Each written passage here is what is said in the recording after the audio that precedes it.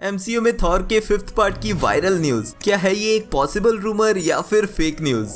लोकी season 2 के plot leak, Kang के variant Victor Timely के अलावा दिखेगा एक और वेरिएंट।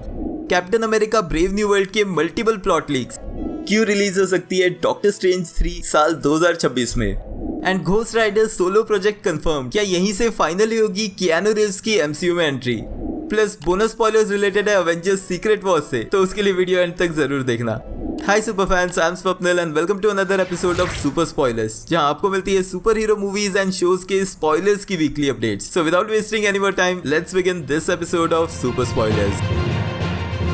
अब Captain America brave new world के रीसेंट प्लॉट लीक्स दो पार्ट्स में डिवाइडेड है। फर्स्ट पार्ट रिलेटेड है मूवी में दिखने वाले एक कैरेक्टर से और सेकंड पार्ट रिलेटेड है मूवी के प्लॉट से। अब पास्ट लीक से हमें एक कंफर्मेशन मिला था कि कैप्टन अमेरिका की अवेंजर्स की टीम जो यहाँ हमें दिखेगी, उसकी टीम के एक मेंबर के रूप में हमें first black captain America आइजाया Bradley भी दिखेगा, जिसे हम falcon and the winter soldier series में देख चुके हैं। एंड क्योंकि साथ में आइजाया का ग्रैंडसन इलाइजा ब्रैडली जो इस शो में भी था और कॉमिक्स में भी वो एक और कैरेक्टर आयरन पेट्रियट बना था, लेकिन रीसेंट रूमर्स के हिसाब से इलाइजा का इस मूवी में कोई रोल नहीं होने वाला। सेकेंडली, जो पास्ट लीक से हमें पता है इस मूवी के प्लॉट के बारे में, जहां पर कॉमिक्स में दिखी सर्पेंट सोसाइटी काम करती दिखेगी वैलेंटीना के लिए, ताकि वो रिट्रीव कर पाए एडमेंटियम जो मिलेगा टियामेट आइलैंड पे। अब इसी से रिलेटेड एक रूमर ये है कि इस टीम को जो भी बायोसूट्स और जो उनके वेपन सप्लाई होंगे वो कौन करता है, वो रिवील होगा आयरन हार्ट में, जो डिज्नी प्लस सीरीज के रूप में नेक्स्ट ईयर हमें देखने मिल सकती है। एंड क्योंकि आयरन हार्ट सीरीज का विलन मेफिस्टो ही है, तो मेफिस्टो ही हो सकता है इस सब के पीछे। लेकिन फिर द लीडर जो captain America brave new world के विलन्स में से एक होगा, यहाँ पे उसका रोल क्या होगा वो कंफ्यूजन क्रिएट कर रहा है, क्योंकि लेटेस्ट रूमर ये कह रहा है कि द लीडर होगा जो इस सर्पेंट सोसाइटी को फंड कर रहा होगा। बट फिर ऐसे में वैलेंटीना का क्या रोल आया, क्योंकि लीडर के पास एटलीस्ट साइंटिफिक नॉलेज तो है, बट वैलेंटीना के पास सिर्फ पैसे और पावर ही है जो वो यूज कर सकती है ऐसी टीम को कंट्रोल करने के लिए। तो ये रूमर्स इस मूवी की स्टोरी को थोड़ा कॉम्प्लिकेटेड बना रहे हैं। बट देन ऐसे ही रूमर्स इटर्नल्स मूवी के पहले भी आए थे, जहाँ पे ये कहा गया था कि इटर्नल्स की 1000 साल पुरानी हिस्ट्री को मूवी में दिखाया जाएगा, जो मूवी की स्टोरी को काफी कॉम्प्लिकेट कर देगा। लेकिन मूवी में हमें ये सारी जो 1000 साल की हिस्ट्री थी वो 15 से 20 मिनट में दिखा दी गई। तो हो सकता है कि ऐसा ही कुछ यहाँ भी किया जाए। बट देन अगेन, अगर द लीडर भी सर्पेंट सोसाइटी के पीछे है, तो हो सकता है कि वैलेंटीना को यहाँ पे डबल क्रॉस किया जाए, यानी कि सर्पेंट सोसाइटी वैलेंटीना के लिए काम करते हुए दिखा के एक्चुअल में काम कर रही हो द लीडर के लिए। एंड इस सब के बीच कैप्टन अमेरिका अपनी टीम लाकर एडमेंटियम का कंट्रोल ले ले अपने पास। एंड फिर इसी सब के बाद वैलेंटीना और थंडरबोल्ट रॉस मजबूर हो थंडरबोल्ट टीम क्रिएट करने के लिए, जो captain America brave new world के बाद आएगी। तो ये प्लॉट थ्योरी मुझे इस तरह से फिजिबल लग रही है।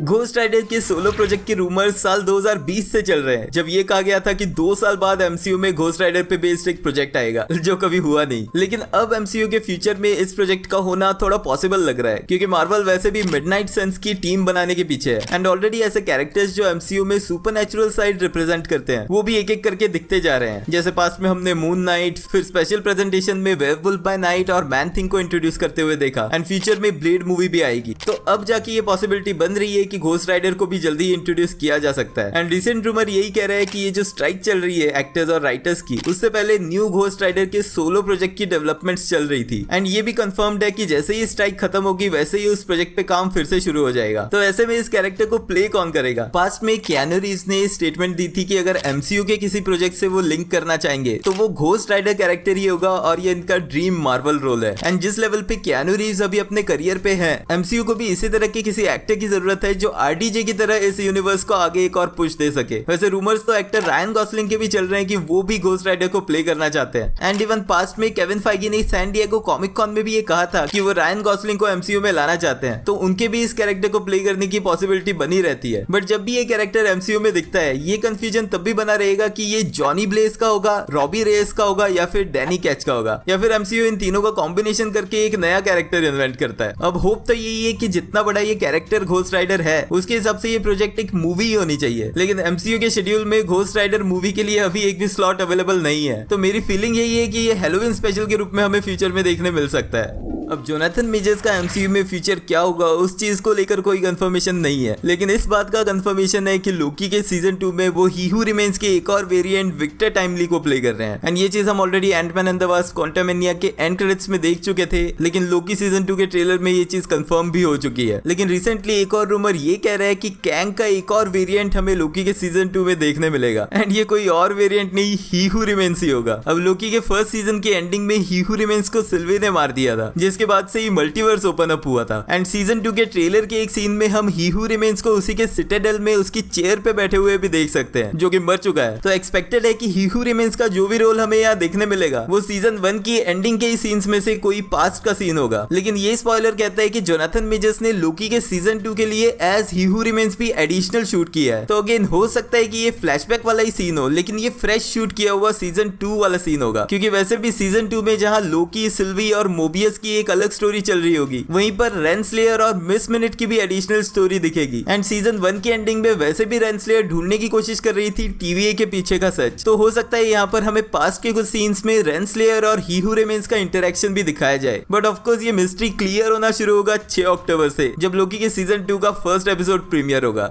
पिछले साल की doctor strange in the multiverse of madness की एंडिंग एक ऐसे पॉइंट पे हुई थी जिसने ये क्लियर कर दिया था कि डॉक्टर स्ट्रेंज का थर्ड पार्ट जरूर आएगा। मूवी के एंडिंग में हमें दिखाया गया था डार्क होल्ड की वजह से डॉक्टर स्ट्रेंज के सर पे तीसरी आंख आते हुए। एंड फिर एंड क्रेडिट्स में डार्क डायमेंशन की क्लिया उसे ले गई थी अपने साथ एक इनकर्जन को रोकने के लिए। तो डॉक्टर स्ट्रेंज का थर्ड पार्ट आना है, लेकिन कब? MCU का फेज 5 टोटली फुल हो चुका है एंड फेज 6 के सिर्फ कुछ प्रोजेक्ट्स ही अनाउंस हुए हैं, जिसका मतलब है मल्टीपल स्लॉट्स खाली पड़े हैं। अब पास्ट की रूमर्स ये कह रहे थे कि डॉक्टर स्ट्रेंज का third part Avengers the Kang dynasty से पहले आएगा, लेकिन जो MCU ने रिसेंट शफल किया है सभी रिलीज डेट्स को लेके, जिसे करने के एक रीजंस में से जोनाथन मेजर्स का केस भी है। लेकिन इसी वजह से अब रिसेंट रूमर्स ये कह रहे हैं कि डॉक्टर स्ट्रेंज का sequel Avengers the Kang Dynasty के बाद आएगा, क्योंकि मूवी शिफ्ट हो गई है 1 मई 2026 को, जिसके एक साल बाद मल्टीवर्सल सागा की conclusive movie Avengers secret Wars आएगी। तो इस एक साल के गैप में ऑलमोस्ट 3 से 4 मूवीज के स्लॉट्स हैं। एंड ऐसे में अगर डॉक्टर स्ट्रेंज का third part Avengers Kang dynasty से पहले आने वाला था, जिसे अब शिफ्ट किया जाएगा कैंग डायनेस्टी के बाद, तो मूवी की स्टोरी को भी काफी ज्यादा शफल करने की जरूरत पड़ने वाली है। और तो डॉक्टर स्ट्रेंज के थर्ड पार्ट के लिए फिलहाल तो डायरेक्टर भी फाइनल नहीं हुए हैं, लेकिन कंपटीशन में जो 2 नाम है उनमें से एक है स्कॉट डेरिक्सन, जिन्होंने 2016 की डॉक्टर स्ट्रेंज का फर्स्ट पार्ट डायरेक्ट किया था। तो वहीं दूसरा नाम है सैम रेमी, जिन्होंने MCU में डॉक्टर स्ट्रेंज का second part doctor strange in the multiverse of madness direct किया था। होपफुली मार्वल इन्हीं दोनों में से किसी एक को फाइनल करेगा डॉक्टर स्ट्रेंज का थर्ड पार्ट डायरेक्ट करने के लिए।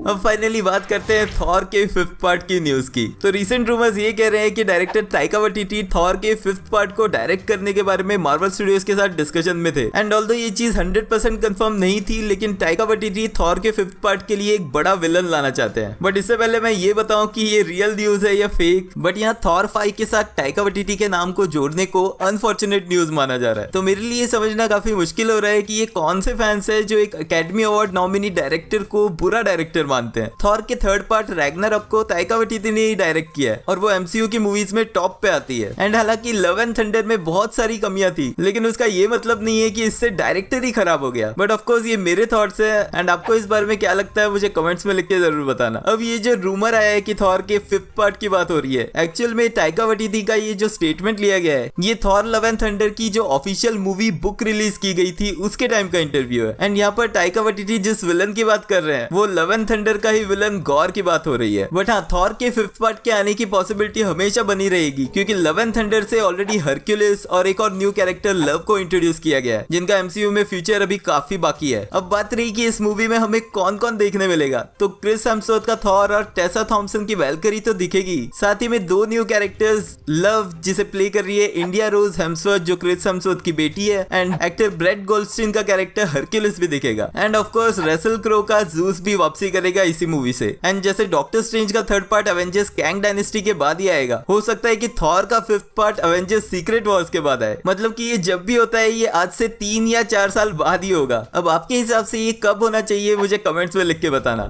Bonus spoilers, Avengers secret Wars इस पूरे MCU को एक सॉफ्ट रिबूट देगी, ठीक उसी तरह का जैसा द फ्लैश मूवी ने दिया DCU के लिए। अब अगर आप चाहते हो कि इस बारे में मैं और डिस्कस करूं सुपर थ्योरीज के एपिसोड में, तो कमेंट्स में लिख के बताना। ऑल्सो ब्लू बीटल की 30+ हिडन डिटेल्स के लिए एंड स्क्रीन से ये वीडियो जरूर चेकआउट कर लेना। एंड वीडियो एंड तक देख रहे हो तो लाइक भी कर देना, क्योंकि वो एकदम फ्री है। मिलते हैं नेक्स्ट वीडियो में।